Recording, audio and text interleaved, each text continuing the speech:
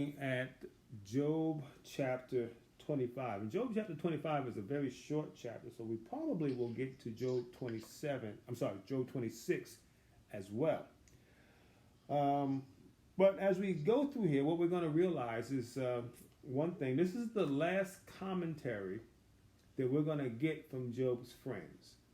And so when we finish with 25, we're going to kind of just do a quick little sum up of what we feel and what we've seen from Job's friends. And actually, it's kind of convenient because Bildad, who was the next and the last of his friends to speak, will kind of do that as well.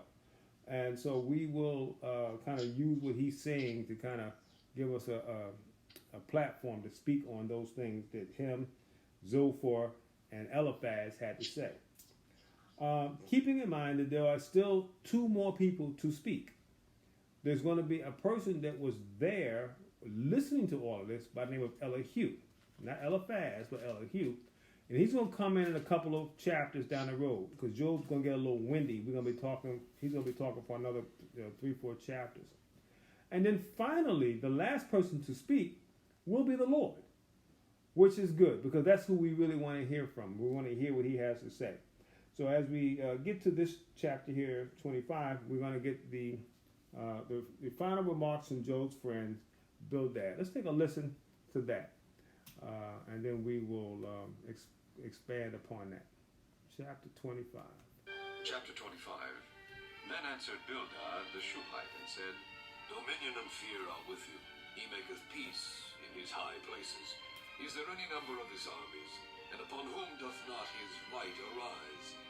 How then can man be justified with God? Or how can he be clean that is born of a woman? Behold, even to the moon, and it shineth not. Yea, the stars are not pure in his sight.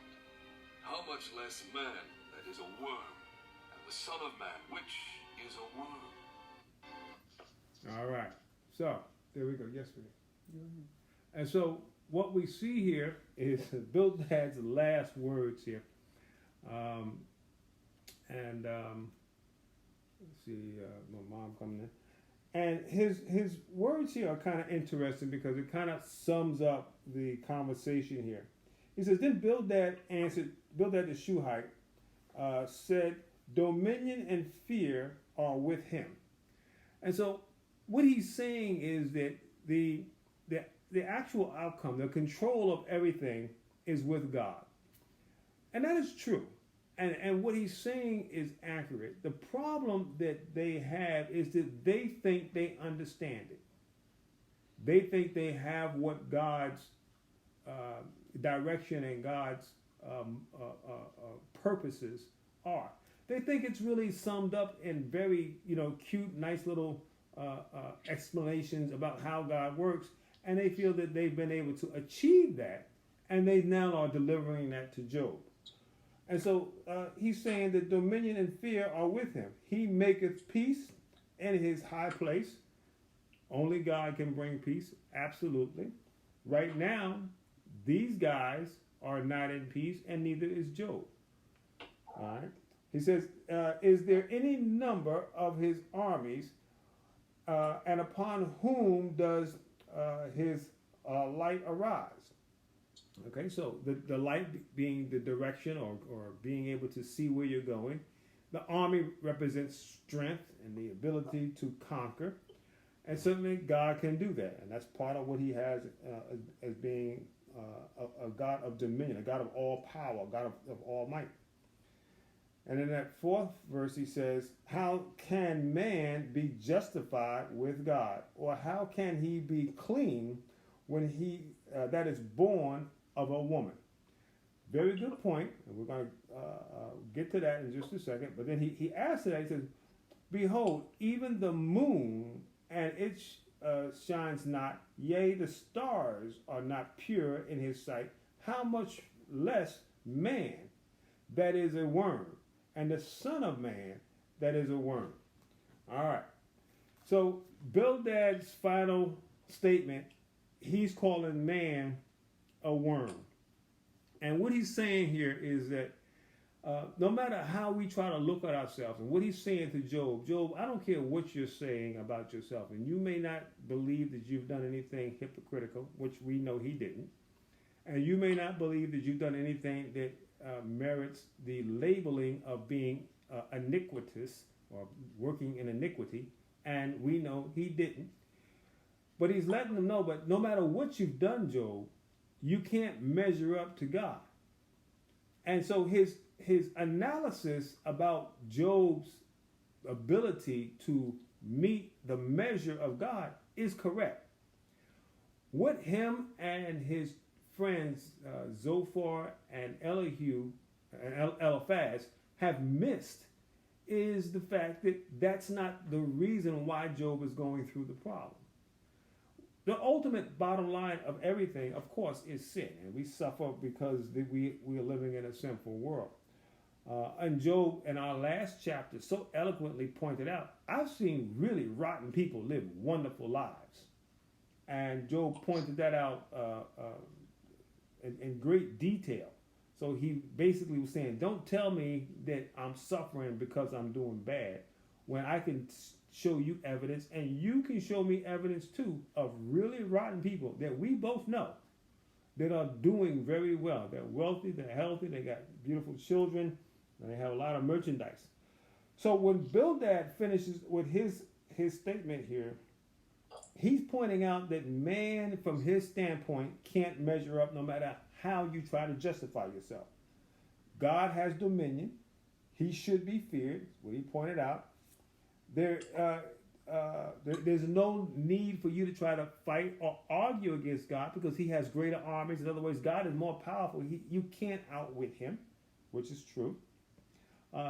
God is the one that brings light. If you're trying to understand something, you're going to need God's light or God's wisdom or God's understanding to understand anything. So any understanding that you think you might have will have to come from who? From God. So therefore, it's important to keep in mind that you run a weak argument trying to prove your point that you deserve anything when it comes down to cashing in on some wonderful thing that you did and expecting God to pay. That's not going to happen. So, but what's missing here? What's missing is the ability to recognize that God deals with grace and with mercy. See, that's part of all that the friends kind of overlook. They continue to look at God as a God that will punish people that do wrong. And we're going to see Job's response here in a minute. He's going to bring out something that I'm probably going to touch on in just a little bit. But we all have motives for why we do what we do. We think that we're so reasonable and I have very good intentions, and I'm just trying to find right things to do. But we all got motives. We all have something that's pushing and speaking to us in our minds and in our hearts. And we all kind of can be slick. We can say one thing, no, we meant A, and then can turn around and make it sound like, well, no, I meant B. You know, people do that all the time. They say one thing, know they meant it this way, but then they get challenged on it and they go, well, no, this is what I meant.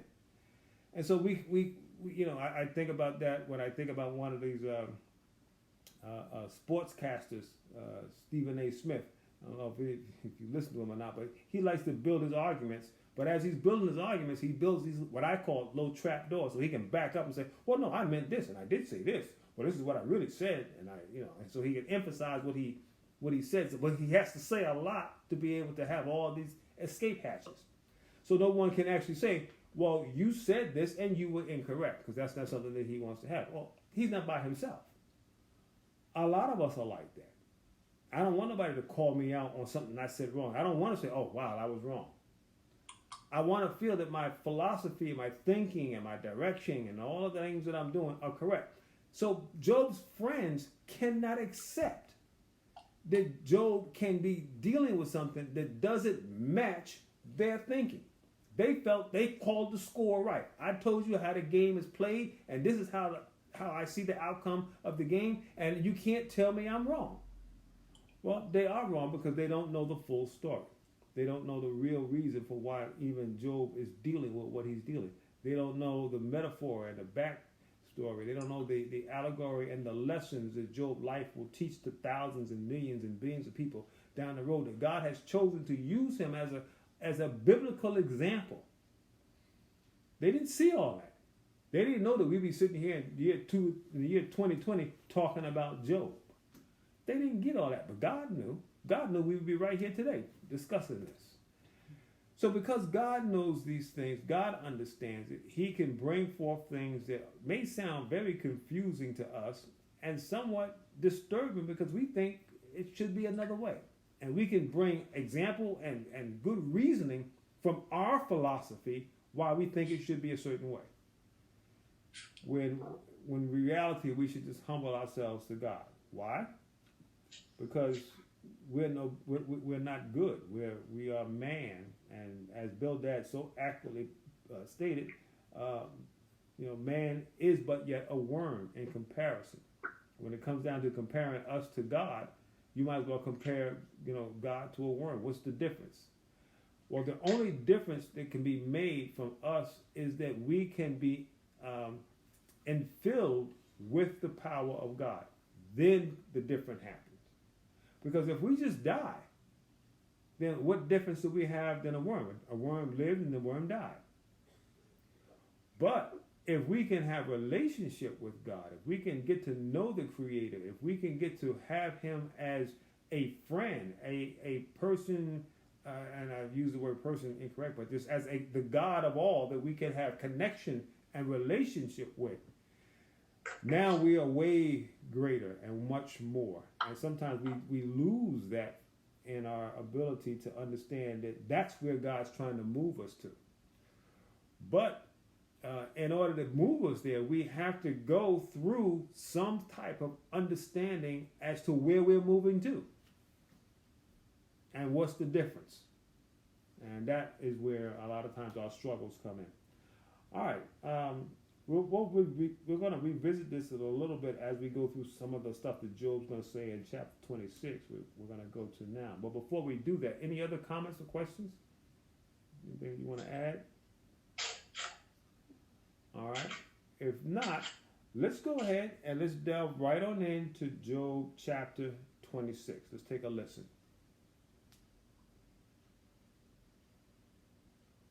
Chapter 26. But Job answered and said, How hast thou helped him that is without power? How savest thou the arm that hath no strength? How hast thou counseled him that hath no wisdom? And how hast thou plentifully declared the thing as it is? To whom hast We thou don't hear uttered anything. words? Don't hear anything? Came from Okay, thee. let me stop it. Dead things are formed from under the waters, and the inhabitants thereof. Let's do that again. Share the screen. Yeah.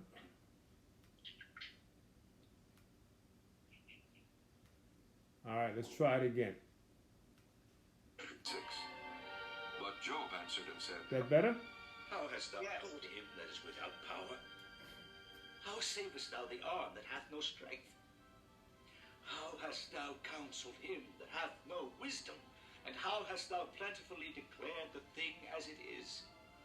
To whom hast thou uttered words? And whose spirit came from thee? Dead things are formed from under the waters, and the inhabitants thereof. Hell is naked before him, and destruction hath no covering.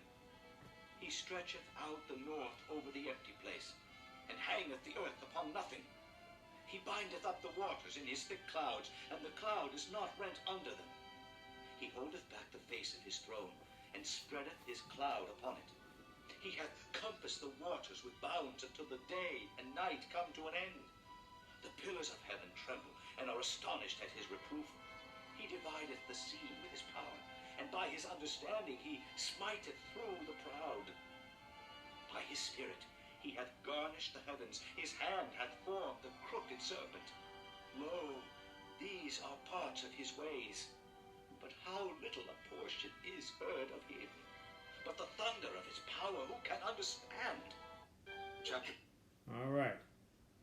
So, there's Job's first response in what's going to be about 4 or 5 chapters of response to the crowd that's there. We'll talk about that a little bit towards the end.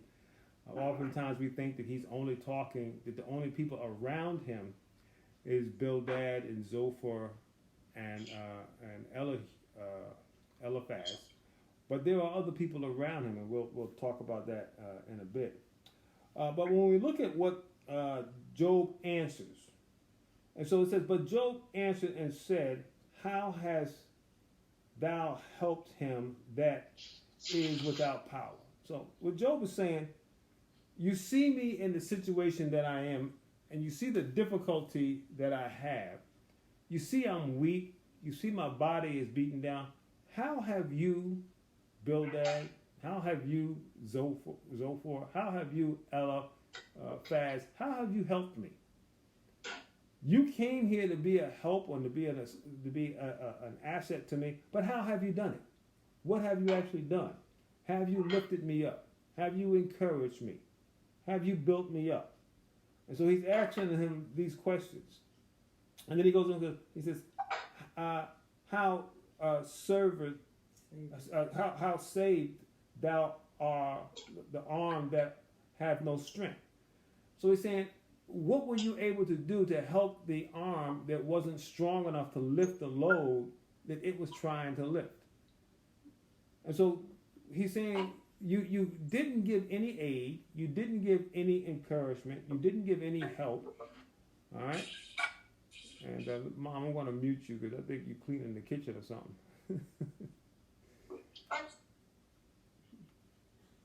All right. And so, and it goes on and he says, how has thou counseled him that have no wisdom? So he's basically saying, if you felt that I didn't understand, you came to me with attack rather than trying to help me with lack of understanding.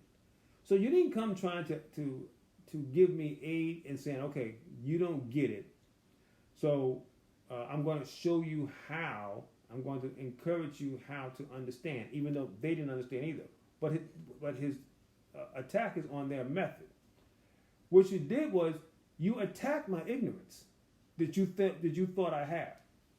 All right? So even in their wrong assumption that Job was ignorant, which is not so much that Job was ignorant, it's just that Job was confused as to what's going on. Job was not ignorant of what he was doing. Job knew how he was living. He knew he wasn't perfect, but he also knew he wasn't a hypocrite or he wasn't living in iniquity. So he knew that, but he can't find any reason or any means in which you've helped me. You spent all this time, you talked all this, these words to me, and I don't feel any better. I'm not walking away feeling good. Your intention was not to make me feel good. Your intention was to prove yourself right. And therein is a big problem. And we're going to see this in just a couple of verses here. That's something that we, even ourselves, what's your intention? Are you really trying to help? Are you trying to prove yourself right? I have to be correct. Or do we want to know what is the actual truth? Do we want to know the real actions or the real statements or the real thinking? Do we want proper understanding, or do I want to be correct? And it goes back to my my analogy with the sports announcer. You know how his whole thing is, I wasn't wrong, I was right, but because I said it this way. And so you have to be careful sometimes, even with us, that the inability to just be like, wow, you know what, I was off base on that one. Let me move forward. I'm glad I've learned the truth. That humility and that humbleness to the ability to having the ability to just see the light. Wow, didn't see it yesterday, but I see it today, and I'm walking in it. I'm going that way because that's obvious. That's light, and I'm gonna go that way. Versus having a given direction that I'm going to stick to because I don't want to change or don't want to be incorrect. Now, let me keep going here because we're going to piggyback on that in just a bit. And he says, how hast thou, it says, how hast thou counseled him that have no wisdom? All right, and then he goes on. Let's see, Haywood joining here. And he goes on and says, and how hast thou plentiful declared the things that is. So when you feel that you have so much wisdom, when you feel you have so much knowledge, how do you deliver the information to somebody that you think don't have what you have? Do you keep telling them, you're not as smart as me, so let me tell you this. You're not as intelligent as I am, so let me share this with you. You're not as educated as I am, so let me give you this. So when you continue to push a person down, letting them know from your perspective, you don't have anything that I have, well, to what degree are they going to be ready to receive what you're giving? And Job was saying, this is not something that was appetizing. You did not deliver this in a proper way. You know, you can give somebody good stuff. You can take a very good meal. You can get a steak and some sweet potatoes and some corn on the cob, and you can cook it up real good. But when you serve it to somebody on a garbage can lid, you say, well, the garbage can lid is clean. I cleaned it, I sterilized it. Yeah, but it's still a garbage can lid. So when you serve it on there, how appetizing is the good food? The food is good. And if the person ate it, they would benefit from it. But the fact that you put it on a garbage can lid makes it you can't stomach it. I can't eat this. Well, there's nothing wrong with it. Well, I can't say there's anything wrong with it. I just can't eat it the way you presented it to me. And that's what's going on with Job's friends. They are presenting stuff to Job, and like I stated many a times going through this, some of the stuff that they said was very true. But how did they present it? They presented it with arrogance. They presented it with making Job feel like he was not adequate to understand and to receive, making Job feel less than, all right, when he wasn't. Job had clear understanding as to what his situation was, more so than they did. All right, but look at verse 4. It says, to whom hast thou uttered words, and whose spirit came from thee? Oh, see, now this is important. And we'll spend a little bit of time here. What's motivating you? You know, when you watch, if you turn on the TV and I want to watch the news, and I decide to turn on Fox, and I want to watch to see what they got to say about President Trump. Well, what is Fox going to say about President Trump? They're going to say a lot of what? Very positive things about him. Because they feel that, you know, that he can't do no wrong. So what's motivating them? There's no way they're going to spin things in a way to make him look anything other than as good as he can look. And you can turn off Fox and turn on, you know, MSNBC. And what are they going to do? They're going to do just the opposite. They're going to, no matter what he does, they're going to try to make him look as bad as possible because they have an agenda. So you say, well, what spirit comes from them? So you're not speaking from yourself. So those announcers and those news anchors, they're not telling you their understanding of the facts. They have a spirit behind them. They have an agenda.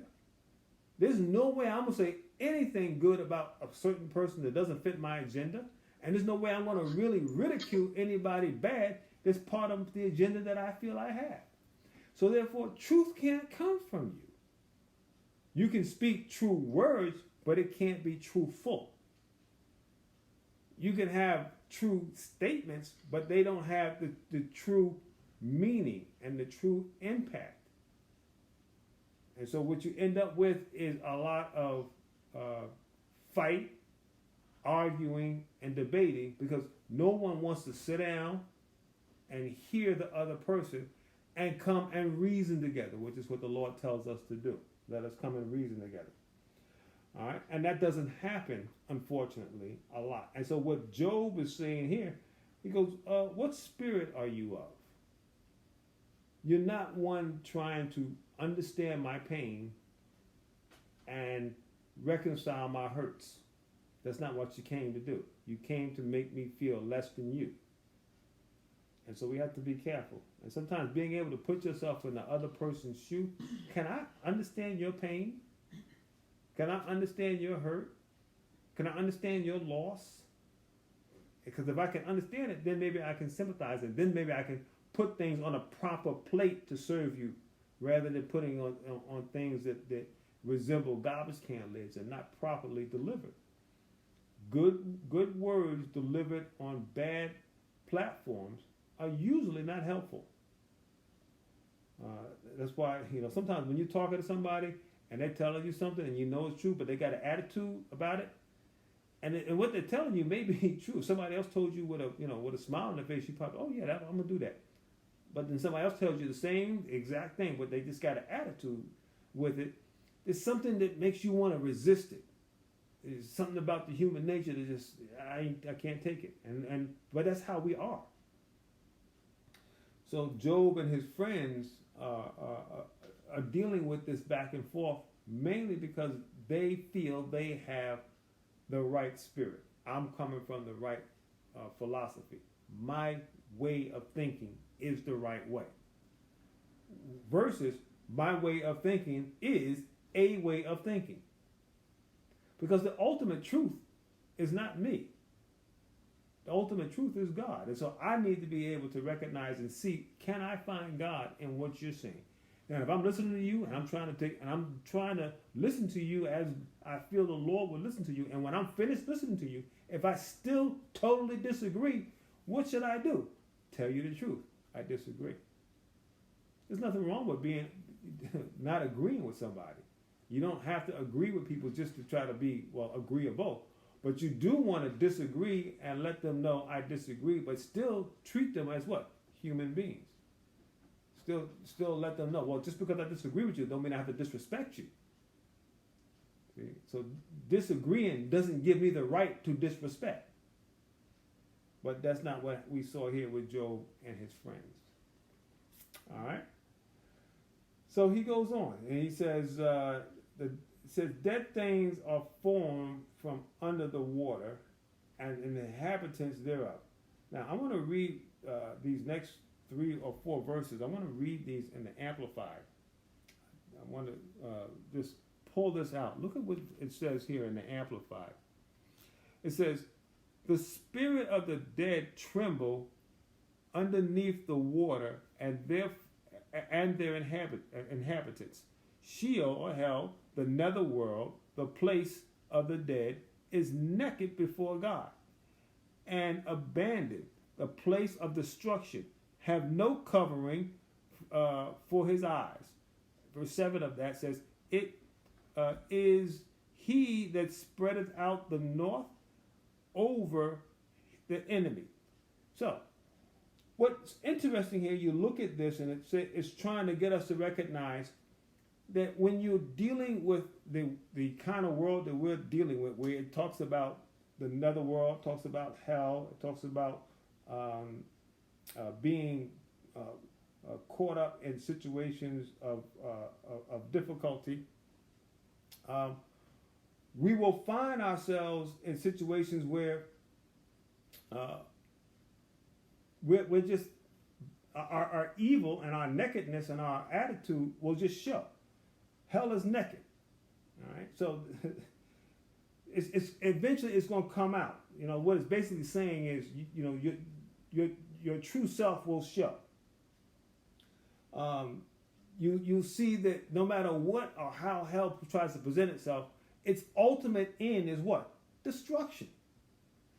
And you say, well, are you trying to say that Job's friends were trying to destroy him?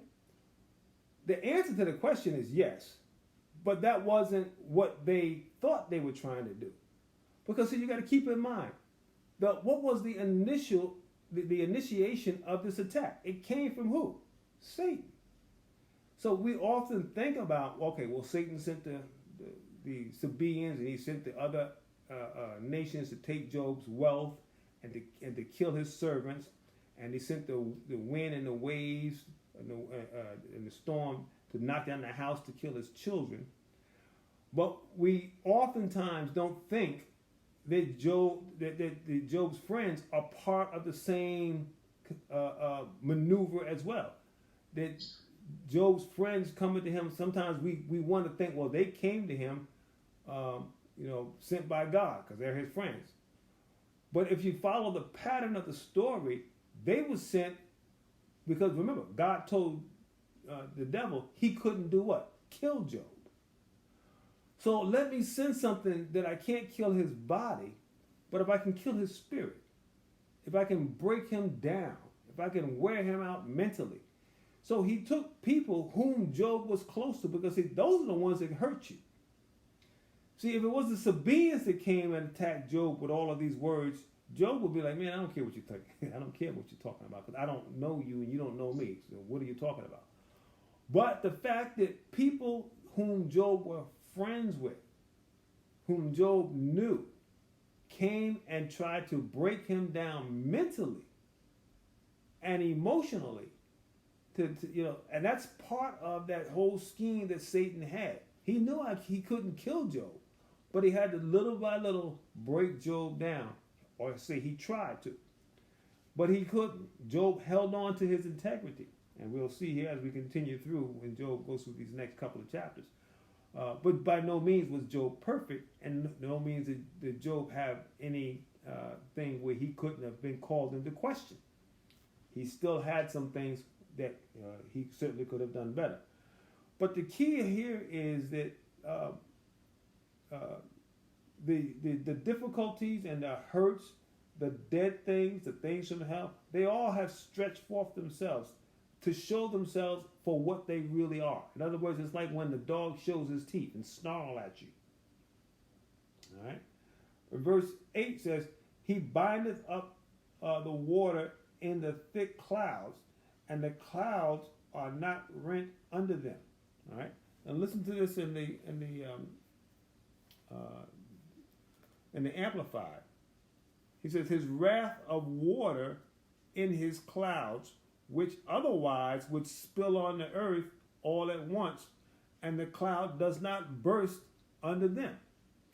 So it's like a sense like when a farmer is looking, he's got his crops and he sees the clouds coming. It's like, oh wow, this is good. The clouds are coming, but the clouds are there. They're full of water, but nothing comes down. See, if you didn't see the clouds, you wouldn't even hope for water. You'd be like, okay, well, it's not going to rain. But how disappointed can you get when you've been hoping for rain and the clouds show up and they look like rain clouds and they build your anticipation and you're like, wow, okay, here we go. And you still don't get it. You've been promised and you've been given the anticipation of something that's still denied. Mental, emotional, those are the hurts. They go deep sometimes. Because you feel, well, if it wasn't going to rain, why have the cloud? Now, it might as well have been just a regular old sunny day, because it didn't get any benefit from all the cloud cover. All right, so it's important sometimes to recognize that we can get hurt like that, where anticipation on things that we feel should happen just don't happen. Verse 9. He holdeth back the face of his throne and spreadeth his cloud upon it. All right, look at verse 10. He hath compassed the water with bounds until the day and night come to an end. All right. So what is he saying here? The bottom line is, if it does rain, who's in control? Who holds the water? Okay. So where then should our frustration go? Our frustration should not go in how we understand and believe things should work.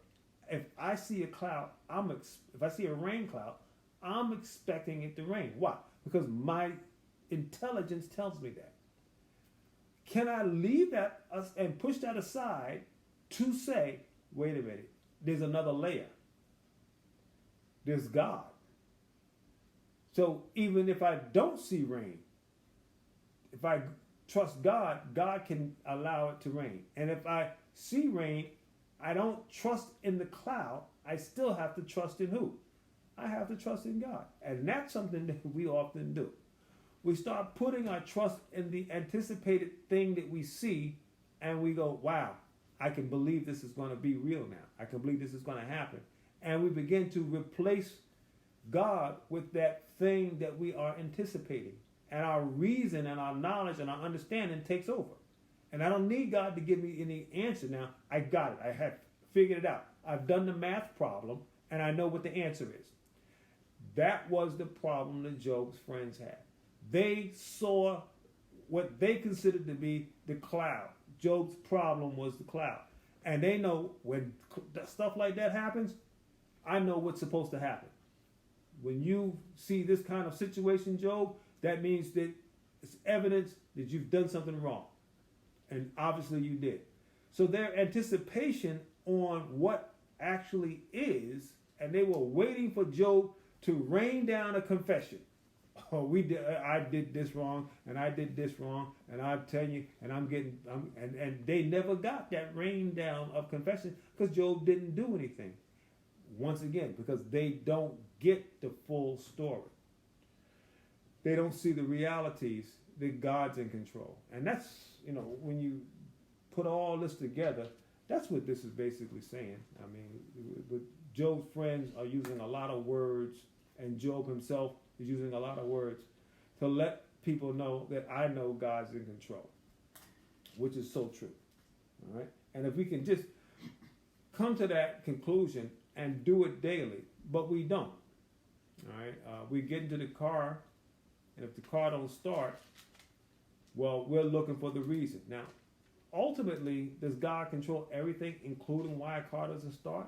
Of course he does. But we don't look to that. Initially, we look to, okay, what does the mechanic say? Now, is it wrong to go to the mechanic? No, it's not. But it's still not wrong to bring God into the conversation. God, I'm going to the mechanic because I believe that's the natural and the proper thing to do. However, I acknowledge that you control all things. You control all things. Spark plugs, gasoline, engine, metal, oil. There's nothing that can move or have its existence without you. So I acknowledge you, Lord. And you don't have to say that to the mechanic. You don't have to go to the mechanic and say, I'm trusting God to give you, the proper wrench and the proper spark plugs. That's not something you need to say. But you need to have that in your spirit. That God controls all things. And that's a lot of times the piece that we miss. And then, because we miss that, frustration kicks in. And man, do I get that. I understand it. I know what that feels like. I've lived it and done it.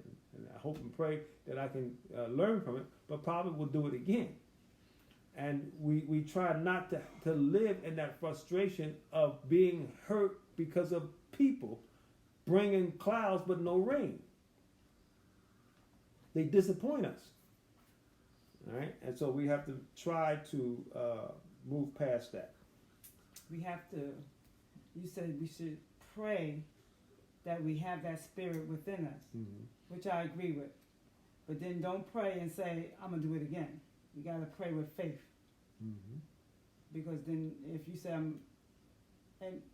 that I'm going to do it again, then you being defeated. That's true. I definitely could say that. Sometimes I try to be so honest about my own ability of being imperfect that I anticipate my imperfection to show itself. But we still have to rely and like Penny said, trust in God's ability to keep each and every day. But at the same time, knowing that He also, I can't say that I know how to. I can't tell you how to go about and how to think or how to. You have to lean on the Lord. It's like what Job, John said.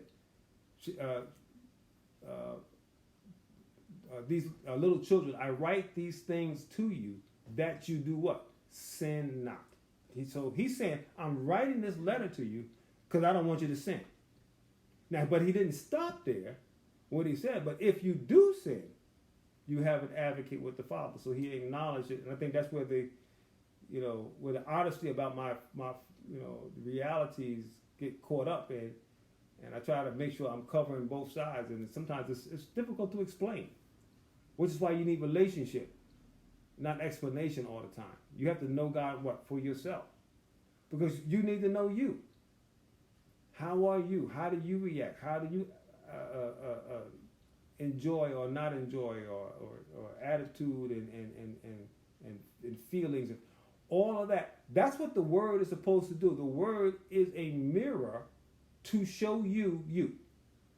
Now, what a lot of times happens is people take the word and point the mirror to what? Other people. I want the word to show you you, but I don't want the word to show me me. And we have to be careful. It's a funny thing, but this whole relationship between Job and his friends, I think is so important because it speaks to so much of what we deal with as just human beings in relationships at all different levels. And it's important to see this, and we're going to continue. And what's interesting is when we get to where God is speaking, sometimes you think, well, God's going to give us the answer. Well, the answer to that is God's going to tell us the truth, which sometimes is different than the answer. Because, see, a lot of times we want the answer to be, like a 2 + 2 = 4. All right? It's like when they tried to trap Jesus and say, shall we give tribute to Caesar or not?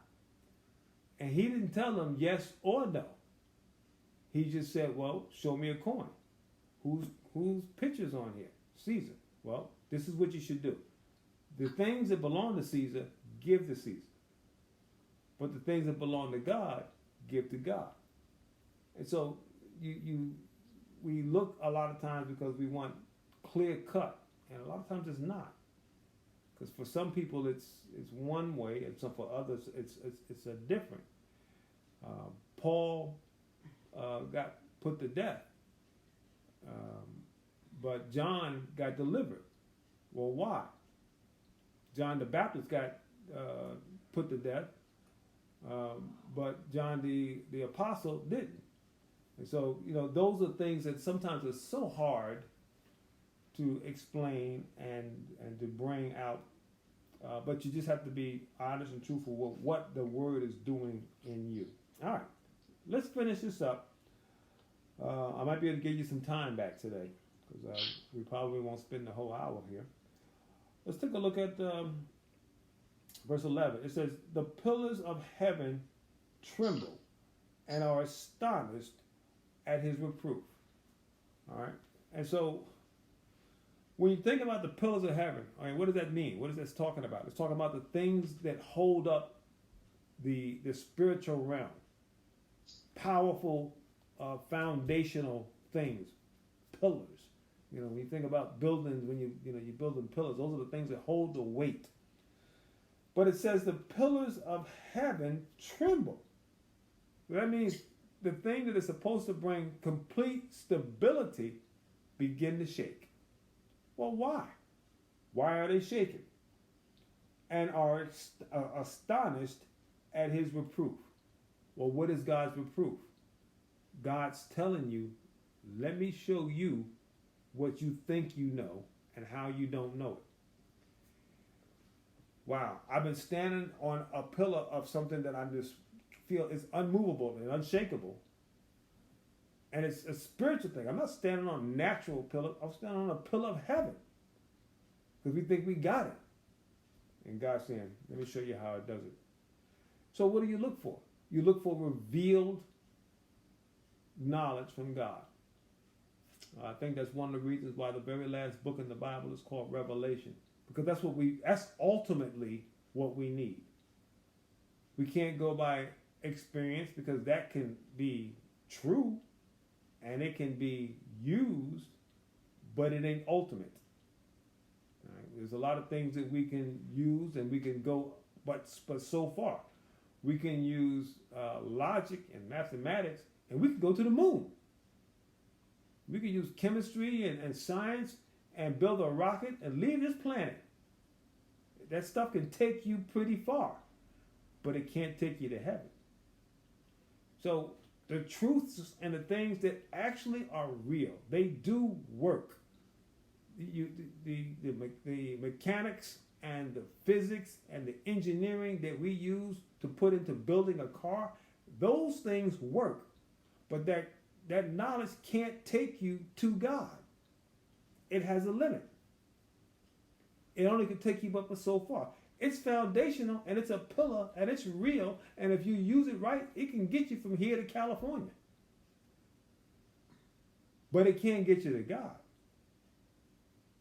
So those pillars and truths that we hold on to, we encourage you, yes, hang on to them. You know, continue to eat properly, continue to exercise, continue to educate yourselves. Those things are pillars of reality that we all need. But you got to let them go if you're trying to get salvation and grab onto who? Grab onto God. And sometimes that's difficult to do because we want to live our life holding on to those pillars because they brought us so far and they've done so much. Your education and your degree that you absolutely needed, and you went to school and you got that degree and you have it, it's on your wall, and it got you that good job and you should hang on to it. But know where its limit is. It's a foundational and it's a strong pillar, but it will tremble and fall apart in the presence of God. And sometimes that's hard for us to accept because we want to trust in what we know. But what we know is just a pillar of heaven. It's one of those things that can take you, but it can't get you where God's trying to get you. All right.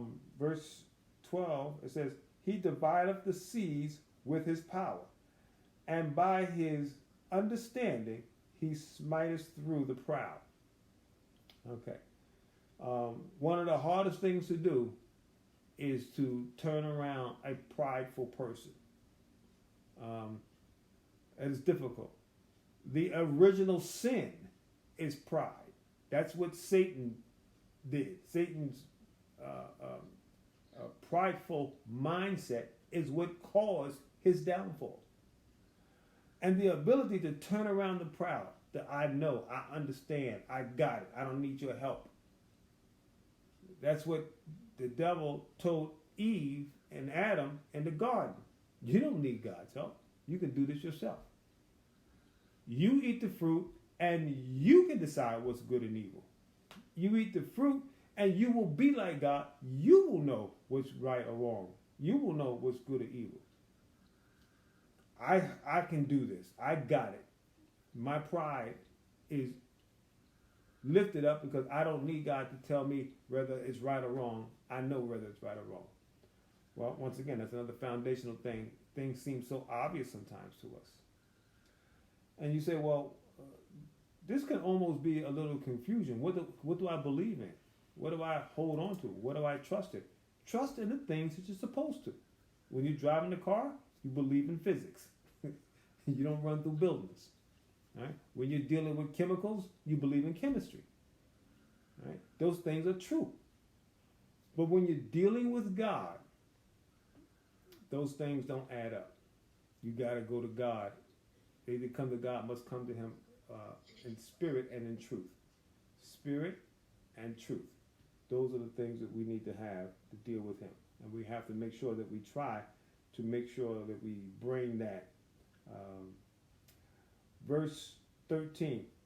By his spirit he hath garnished the heavens. His hand hath formed the crooked serpent. All right. Yes, done all things. Just read. No. Yeah. He has done all of this. This is what the Lord has done. All right. Now, look at what that says in the Amplified version 13. It says, by his breath the heavens are cleared. His hand hath pierced the swiftest fleeing serpent. All right. So what does that mean? It's letting us know nothing has any means of escaping his acknowledgement of what it is. So God knows who but more important, what you are.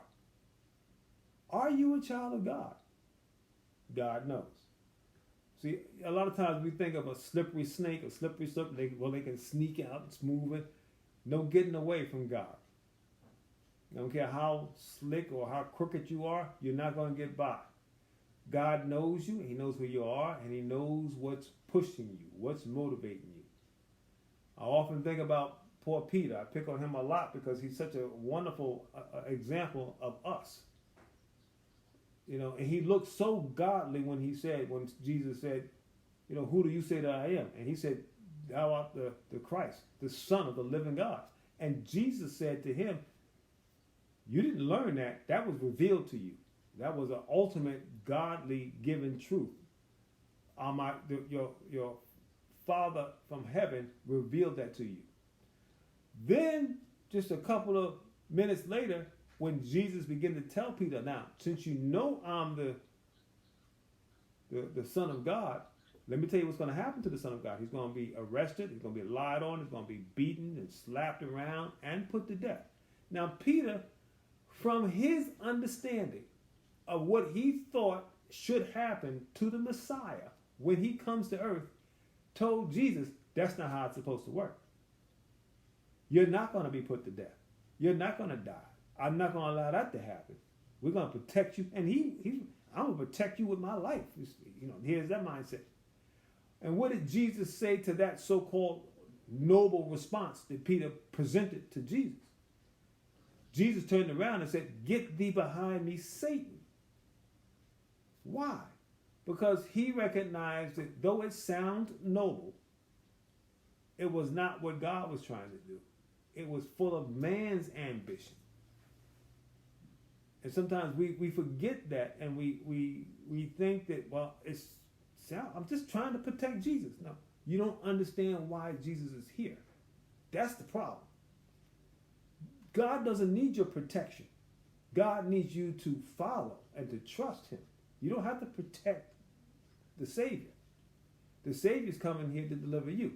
But your ambition and your direction and your motivation was way off base. You're not the protector of the things of God. You are to follow the things of God. Amen. And so we lose that a lot in how we address spiritual things. And we get caught up in frustration and anger. And what ends up happening is that we may not get that direct rebuke like Peter got. You're doing things that are not godly. These are things that Satan wants you to do, though it may seem godly to you. But we gotta wait, and we go through. We get the disappointment. We get pushed back, and then next thing we know, we're not where we wanted to be, and we go, oh, but we are where God wants us to be. I didn't want to be here, but God wanted you there. See, so the Lord had you to deal with these things. There's some things we don't want to handle, we don't want to deal with, we don't want to maneuver around. But God says you have to do it. And these are not easy sometimes to just accept and to do, and it's not something that you do naturally. Because Peter naturally wanted to protect Jesus. But what was the spiritual thing to do? The spiritual thing to do was to be like, wow, okay, not my will, but what? Thy will be done. Which is what Jesus did when he went into the Garden of Gethsemane. When he began to recognize, and not so much recognize, that's the wrong word. When he began to embrace what was about to happen to him. And he said, if it be any way, and this is a prayer. Somebody said, well, why did Jesus pray this? Because he had to. He had to utter those words. If there be any other way for man to be redeemed, let it happen. And the fact that the Father did not answer that prayer meant there was no other means. So somebody says, well, the Father didn't answer Jesus' prayer. Yeah, he did answer it. He answered it with, there's no other means. That's the answer. But Jesus knew that. But for our sake, he had to utter it. So now we know there was no other way to get to the Father but by the suffering and the death and the resurrection of Jesus. That was the only way we can get to the Father. Well, isn't there some other way? No, because Jesus already asked the question for us. And the answer to the question is no. You got to come through Jesus, through his death, through his blood, through his sacrifice. That's the only way to the Father. All right, our final verse here. It says, "Lo, these are parts of his ways, but how little a portion is heard of him." Boy, is that so true. You know, we think we know God. We really do. And sometimes, because we've been serving God, sometimes you see people that I've been serving God all my life. And we get that I know God. Well, what I recognize, especially when I go through his word, I'm like, wow. I know God from what I can receive from what he has revealed. But the more I read and the more I seek and the more I try to discover, the more I recognize I don't have a clue as to how awesome this God is that we serve. He is way bigger and a lot more about him than I can even imagine. I don't have a clue. All I can hold on to is the gifts that he's given us through his word, and the times that he's expressed himself in my spirit that I think I get. And that's the part I have to be careful with. That's the part we got to be careful with. Because remember, that's what Peter thought. I'm going to protect Jesus. So you have to be careful. So you got to take what you feel that the Lord is speaking to you in your spirit and find it in the word. That's the foundation. That's the unshakable. Heaven and earth will pass away, but my word will not pass away. So even in our spiritual interaction and our intimacy with the Lord, we have to bring it to the word. Allow God to filter us, our thinking, and filter and see how many times he needs to say to us, "Get thee behind me, Satan," about our thoughts. All right? And that's important to keep in mind as well. All right? But the thunders of his power, who can understand? Wow. That's who can understand it? I know I can't. And so when I know I can't understand it, what then do we do? Well, the scripture told us, David told us, without faith it's impossible to please God. Then you lift this thing up about faith. Well, what is this thing about faith? I'm leaning on the Lord in all of my inability to understand and my inability to comprehend. Though I lean on the shakable foundations of heaven and earth, I know I need rest. I know I need to eat good. I know I need to treat people good and be respectful and all that. But that's not the ultimate thing that I'm trusting in. I'm trusting in God by faith. Not my ability to be nice. I want to be pleasing and polite to people, but that's not going to get me into heaven. That can't take me where I need to be. Only Jesus can. And I only can ride that ride to get to him by faith.